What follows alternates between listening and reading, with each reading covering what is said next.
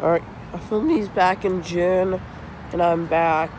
This York LX piece of junk replaced the York tabletop sometime between 2017 and 2022.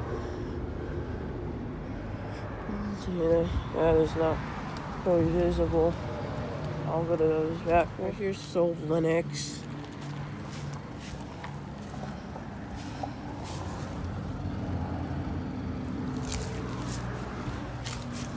Looks like it's heat pump, HP23. There's Heil 5000. This one's a 2-blade. Data sheets on this side.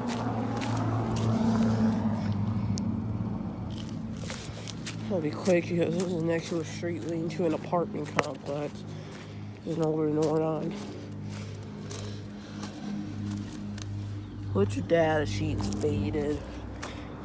And a Goodman Desert. There's actually the CKL top on it, which is pretty weird.